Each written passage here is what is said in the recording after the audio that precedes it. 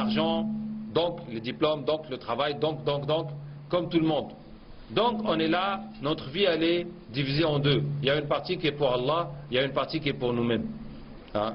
Et chacun va équilibrer à sa façon. Combien donner pour Allah? Non, pas trop, parce que sinon je vais être lésé. Et combien prendre pour soi-même? Non, pas trop, parce que sinon Allah va être fâché. Donc on essaie de trouver un juste milieu, entre guillemets.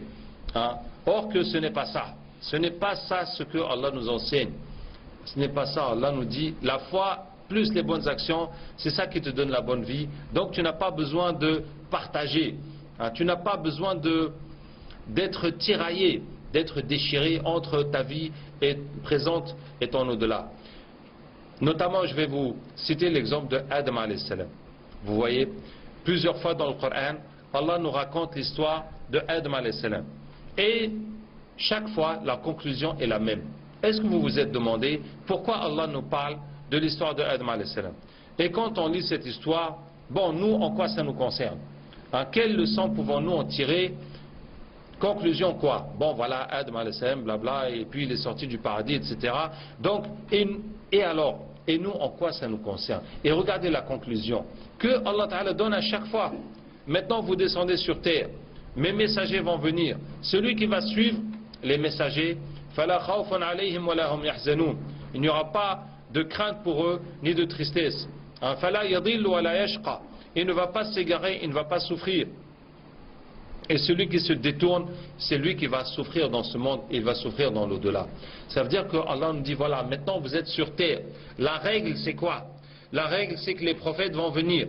Celui qui suit les enseignements des prophètes va gagner. Celui qui ne suit pas, il va souffrir dans ce monde. Et il va souffrir dans l'au-delà. Hein? Donc voilà, nous voici maintenant, les prophètes sont venus, alors on n'a qu'à suivre. C'est ça la foi dans le livre. Hein? On doit vivre ça pour réussir sa vie, pour être bien. On doit avoir cette confiance. D'accord? Et Allah Ta'ala explique ça maintes et maintes fois. Allah Ta'ala parle de ça au niveau de l'argent. La chose dont Allah parle le plus là, au niveau de la vie, c'est l'argent. Parce qu'Allah Ta'ala sait très bien que le problème de la majorité des gens, c'est l'argent. Et Allah explique à chaque fois que Allah yabsutu rizqa liman yasha'u wa yaqdir. Que Allah étend les biens à qui il veut et limite à qui il veut. Hein? Et ça veut dire quoi? Ça veut dire quoi? Ça veut dire que ce que tu dois consommer dans ta vie, c'est déjà écrit, c'est déjà destiné. Depuis que tu es dans le ventre de ta mère, le jour où Allah envoie l'ange mettre ton âme dans ton corps, dans le ventre de ta mère, au même moment, on écrit quoi? On écrit ton risque, ta subsistance, tes œuvres, le délai, la date de ta mort, et puis où est-ce que tu vas aller en enfer ou au paradis. Bon, je ne vais pas entrer dans la prédestination, c'est un autre débat. Mais en tout cas, tout ce que tu vas manger, tout ce que tu vas consommer dans ta vie, c'est déjà défini. Sauf que il y en a à qui Allah va tout donner. Ça veut dire maintenant, ce que tu dois manger dans toutes les années de ta vie qui restent, Allah te donne tout. Tu as déjà tout. Donc tu vas manger progressivement, jusqu'à ce que tu finis tout ça. Et il y en a qu'Allah lui donne pour un an. Il y en a qu'Allah lui donne pour un mois, pour une semaine. Il y en a que s'il a mangé là, il ne sait pas ce qu'il va manger demain. Mais ça ne change rien au résultat. Ça veut dire que c'est la même chose que tu vas manger. Que tu as tout ou que tu n'as pas tout, chaque jour tu vas manger ce que tu dois manger et jusqu'à ce que tu termines ta vie. Vous voyez? Ça veut dire que c'est l'homme seulement qui pense que s'il a beaucoup, il va manger plus et que s'il n'a pas, après il va avoir faim et il ne va pas manger. C'est toi seul qui as peur comme ça. C'est toi seul qui as mis ça dans ta tête. Mais Allah Ta'ala, c'est lui qui t'a créé et c'est lui qui te nourrit.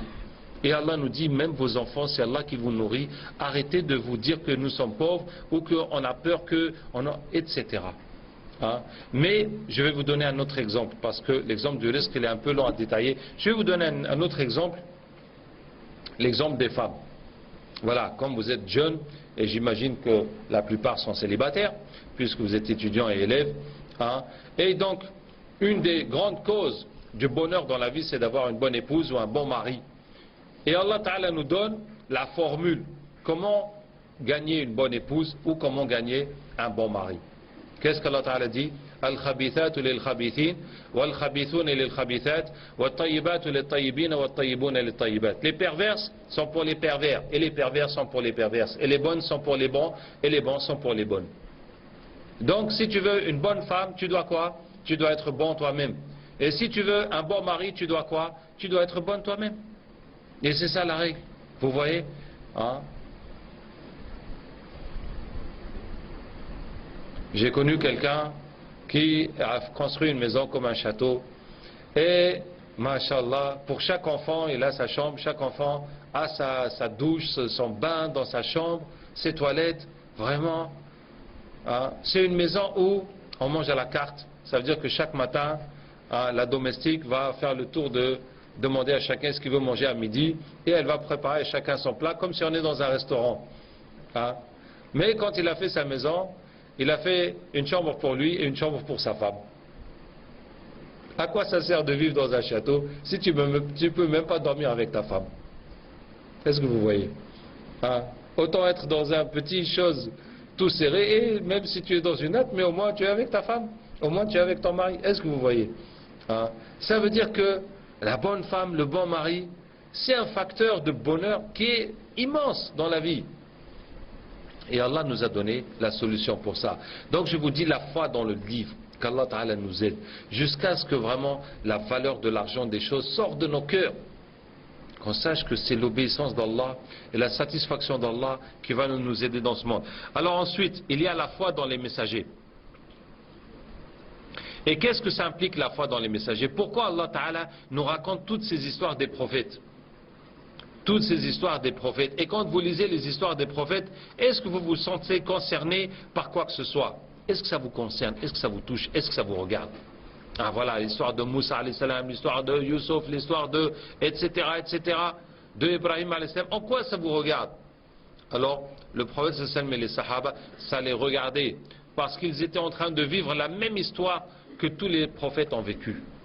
Ils sont en train de prêcher les gens, notamment de prêcher les féticheurs, de prêcher les polythéistes, et ils sont en train de souffrir, et ils sont dans les difficultés, et ils se demandent quand est-ce qu'Allah va les aider, et ils sont là en train de souffrir, en train de prier Allah de les guider, et c'est une longue souffrance, un long chemin, un long chemin.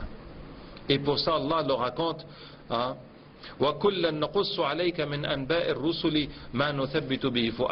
et de tous ces messagers, nous te racontons les histoires pour affirmer ton cœur, pour te donner le courage, la force de tenir le coup, de patienter. Fasbir kama sabara ulul azmi min ar-rusul. Patiente donc comme ont patienté les plus forts des messagers.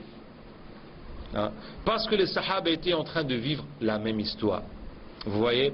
Et donc, pour comprendre le Coran, pour que le Coran puisse être un manuel de notre vie, il y a certaines conditions que je vais vous citer. Parmi ces conditions, il faut être engagé pour l'islam.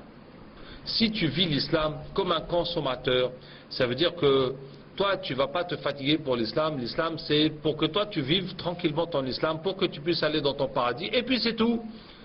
Tu portes pas de soucis, de problèmes que comment les autres vont suivre l'islam, comment les non-musulmans vont devenir musulmans, comment régler les problèmes de l'islam. Oh, non, tu as ton propre souci pour toi seulement.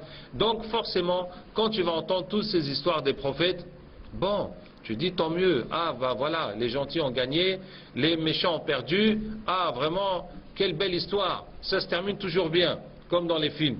Vous n'avez pas remarqué que les films, ça se termine toujours bien? Est-ce que vous vous êtes posé la question? Pourquoi dans les films, c'est toujours les gentils qui gagnent et les méchants qui perdent? Hein? Mais c'est que des histoires inventées. Mais les histoires qu'Allah nous raconte aussi, c'est que les gentils qui gagnent et chaque fois c'est les méchants qui perdent. Hein? La vérité qui triomphe. Mais la vérité triomphe quand il y a des gens qui se battent pour la vérité. Hein? Autrement, pendant des siècles, les méchants vont écraser les gentils et la vérité ne va pas triompher parce qu'il n'y a personne qui se bat pour la vérité. C'est vrai ou pas? C'est seulement quand les gens vont se battre que Allah Ta'ala dit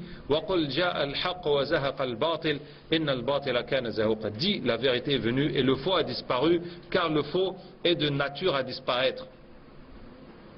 Donc qu'est-ce que je disais? Quand on est engagé dans ce combat et quand on est sur le chemin des prophètes et notamment du prophète sallallahu alayhi wa sallam, on est sûr qu'Allah va nous donner la victoire.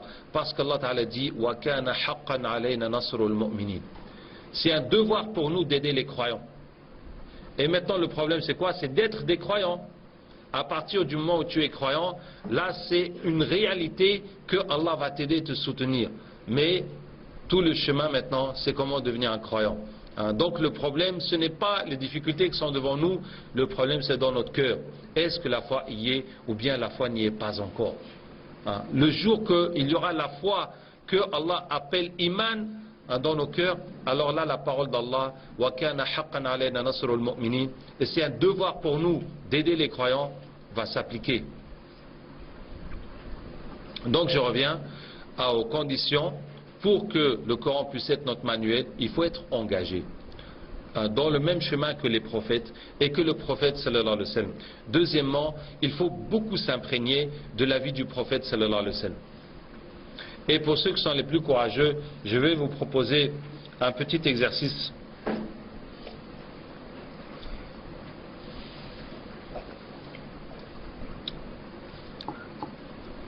Vous allez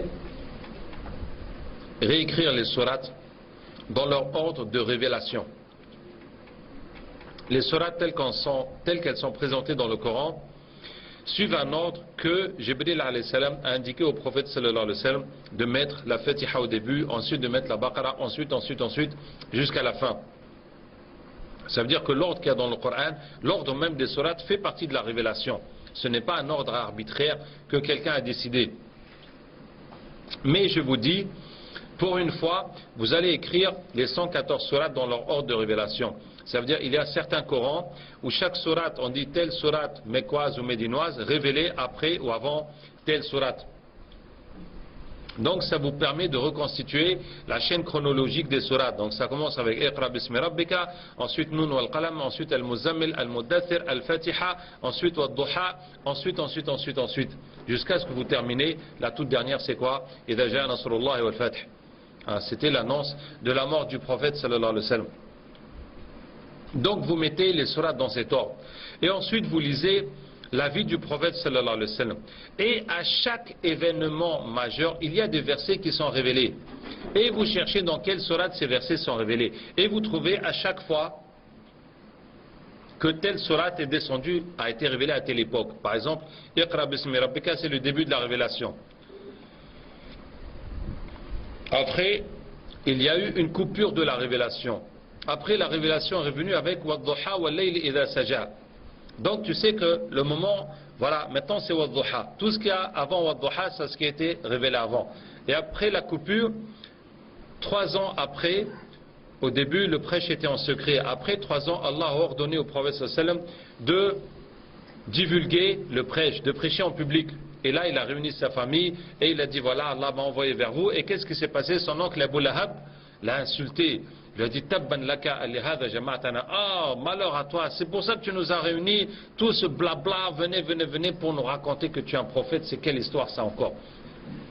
Et Allah a révélé Tabbat yada Abi Lahab. Voilà, donc Tabbat yada Abi Lahab, ça correspond à la 3e année. Et toutes les sourates qui sont révélées avant, c'est des sourates qui sont descendues dans la période de prêche en secret. Et vous allez voir, et puis ensuite chaque événement vous le marquez, et vous allez voir l'évolution du temps de toutes les sourates. Vous allez voir l'évolution, ça veut dire que toute sourate maintenant, même si elle n'est pas liée à un incident précis de la vie du prophète sallallahu alayhi wa sallam, mais elle est liée à un contexte précis. Et là vous voyez qu'il n'y a pas quelque chose qu'Allah a mis là au hasard. Que cette histoire, elle est là, ils étaient en train de vivre telle situation, et voilà ce qu'Allah dit. Et dans telle situation, voilà ce qu'Allah dit. Dans telle situation, voilà ce qu'Allah dit. Donc je vous dis que pour que le Coran soit notre manuel, il faut bien s'imprégner de la vie du prophète sallallahu alayhi wa sallam. Donc, je reviens sur le sujet de le prophète sallallahu alayhi wa sallam, le bel exemple. Et on a parlé de la foi. On a parlé du deuxième point, c'est l'éducation à travers le Coran. Et je vais me permettre de vous signaler que on a des CD de commentaires du Coran que j'ai fait pendant le mois du Ramadan dernier à Ouaga, pendant tout le mois. Donc pendant tout le mois, des commentaires quotidiens de 45 minutes à 1 heure et des fois plus. Et donc ils tiennent tous dans un ou deux CD que vous pouvez acheter derrière. Donc Inch'Allah, ça vous donnera beaucoup de matière à travailler, à méditer, et qu'Allah Ta'ala nous aide et nous accepte. Le point suivant, dans le bel exemple du prophète sallallahu alayhi wa sallam, la foi, l'éducation par le Coran. Ensuite, c'est la fraternité. La fraternité du prophète sallallahu alayhi wa sallam avec les sahaba, avec les pauvres, avec les esclaves, avec les jeunes, avec tous ces gens, avec tout le monde. À tel point que les mécréants, quand ils voulaient parler avec le prophète sallallahu alayhi wa sallam, ils lui ont dit, voilà, on voudrait nous intéresser à ta religion, on voudrait écouter ce que tu dis, connaître ton message, mais on ne peut pas s'asseoir avec ces gens-là avec lesquels tu t'assois. Ces gens-là, nous, on ne peut pas s'asseoir avec eux. Ça, c'est nos esclaves. Ah, ça, c'est nos esclaves. Comment nous allons nous asseoir avec eux au même endroit? Donc, donne-nous un temps où eux ne soient pas là pour que ce temps, tu nous le consacres et qu'on puisse discuter avec toi. Or, les sahaba étaient avec le prophète nuit et jour, matin et soir, tout le temps. Il n'y avait pas un temps où ils n'avaient rien à faire. Sinon, on va leur dire, oui, bon, d'ici 2 heures, ils vont partir. Bon, c'est un temps où je suis libre, je n'ai rien à faire. Là, on va discuter. Non, il n'y a pas de temps libre. Il n'y a pas de temps. Ils sont tout le temps avec lui. Donc, il va falloir quoi? Il va falloir qu'ils s'excusent, qu'il les remercie, qu'il les congédie et leur dit, bon, excusez-moi, je vais recevoir les personnalités, les VIP. Donc, bon, voilà. Donc, vous allez faire un petit tour, le temps que je finisse avec eux. Et donc, il va falloir qu'il les chasse. Bon, poliment, mais... Et le prophète sallam a commencé à réfléchir, comment il va faire? Parce qu'il ne veut pas les chasser, et en même temps, il voudrait aussi prêcher les autres. Et c'est là qu'Allah tabaraka wa ta'ala dit, واصبر نفسك مع الذين يدعون ربهم بالغداة والعشي ولا تعد عيناك عنهم تريد زينة الحياة الدنيا ولا تطع من أغفلنا قلبه عن ذكرنا واتبع هواه وكان أمره فرطا. Allah Ta'ala lui dit, patiente donc avec ceux qui invoquent leur Seigneur nuit et jour et ne détournent pas eux ton visage en recherchant la parure de ce bas monde, les gens importants et les gens qui sont nobles, etc. Et n'obéis pas à celui à qui on a fait oublier notre rappel à son cœur et qui a suivi ses passions et qui exagère dans tout ce qu'il fait. Bien, donc la fraternité et vivre avec les pauvres, vivre avec les esclaves, tout partager avec eux et vraiment qu'Allah Ta'ala nous aide parce que en Afrique, enfin, la fraternité, on en a besoin partout. Mais ici, il y a une mentalité qui est une mentalité d'esclavagiste. Ça veut dire quoi? Ça veut dire que dès que quelqu'un a un petit degré au-dessus des autres, dès que quelqu'un a une petite autorité, a une petite quelque chose au-dessus des autres, il se met à traiter les gens comme des esclaves.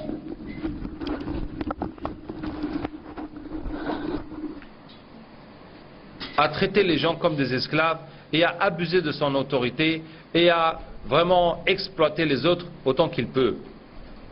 Et celui-là même qui était traité comme un esclave toute sa vie, le jour qu'il gagne un petit peu de grade et à son tour il se met à traiter les autres comme des esclaves. Qu'Allah Ta'ala nous aide. Donc il faut vraiment dépasser cette mentalité et se considérer comme des frères. Et quand on voit quelqu'un qui est plus bas que soi, en tant que musulman, il faut regarder la qualité de la ilaha illallah qu'il a et il faut regarder le potentiel qu'il a. Je vais vous raconter une petite histoire à ce sujet. Il y avait un homme saint, si je ne me trompe pas, c'était Malik ibn Dinar, qui était une fois dans une prière de istisqa, une prière pour demander à Allah la pluie, et les gens priaient, et la pluie ne venait pas. Et il y avait un esclave qui s'est retiré du groupe, qui est parti dans un coin, qui a levé les mains, il a dit Allahumma makan al-abru hakada. Il dit Allah, normalement c'est pas comme ça que ça doit se passer. Ça veut dire Allah, ça c'est quoi? C'est pas normal ça. C'est pas normal que ça se passe comme ça. Que tous ces gens soient en train de prier et que tu n'envoies pas la pluie. En même temps, la pluie est descendue. En même temps, les nuages sont venus, la pluie est descendue. Et personne n'avait remarqué cet esclave, sauf cet homme saint qui était Malik ibn Dinar. Et il a suivi, il a vu où est-ce qu'il habitait. Et après, il est parti voir son maître. Il lui dit, voilà, je voudrais t'acheter un esclave. Et ah bon, toi, un homme saint, tu as besoin d'un esclave? Je lui dis, bon, viens. Donc il vient, il dit, voilà les esclaves que j'ai, lequel tu veux acheter? Il dit, non, il n'est pas ici. Il dit, si, mais j'ai ramené tout le monde. Il dit, non, il y en a un autre. Il dit, oui, il y en a un, mais c'est un paresseux, c'est un bon à rien. J'ai pas voulu te le montrer parce que non, là vraiment, ça sert vraiment à rien que tu l'achètes parce que c'est un fainéant et c'est un bon à rien. Il dit, bon, amène-le. Alors il le ramène et c'est lui. Il dit, c'est lui que je veux acheter. Il dit, lui là, mais lui vraiment, c'est une mauvaise affaire que tu veux. Alors il lui dit, non, c'est lui seulement. Alors il a acheté, il est parti. Et quand il est parti, l'esclave lui dit, maître, mais pourquoi tu m'as acheté? Mon autre maître t'avait bien dit que je suis fainéant, que je suis bon à rien et tout. Pourquoi tu as voulu absolument me prendre moi? Les autres sont forts, ils ont des métiers, ils peuvent te rapporter de l'argent et tout. Il lui dit, parce que je t'ai vu l'autre jour, quand on a fait la prière de la pluie, et tu as fait le doigt et la pluie est tombée. Alors l'esclave il s'est arrêté net. Il a dit, Allahumma ma kana al-amru hakada. Il dit, Allah, ça c'est pas normal ça. Normalement c'était pas comme ça. Que moi j'étais simple, pieux, c'est toi seul qui connaissais ma valeur et ma relation avec toi, que maintenant les gens vont savoir, les gens vont venir me demander des bénédictions, tout ça. Moi je veux pas ça. Et il est mort sur le coup. Et il est mort net. Vous voyez, cet homme que les gens méprisent. Parmi les esclaves, c'est le plus méprisé. Seul Allah connaît sa valeur auprès de lui. Et quand le prophète sallallahu alayhi wa sallam éduquait ces gens autour de lui, il y avait quoi? Il y avait les pauvres. La majorité qui l'ont suivi étaient des pauvres. Il y avait les jeunes, les adolescents. Tous ces sahaba, les grands sahaba mubashirin bil jannah, auxquels le paradis est annoncé. Donc à savoir Zubayr ibn al-Awwam, Talha ibn Ubaydillah, Abu Ubayda ibn al-Jarrah, Uthman ibn Affan, et Saïd ibn Zayd, et Abdurrahman ibn Auf, et Abu Ubayda ibn al-Jarrah étaient des adolescents. Ali radhiyallahu anhu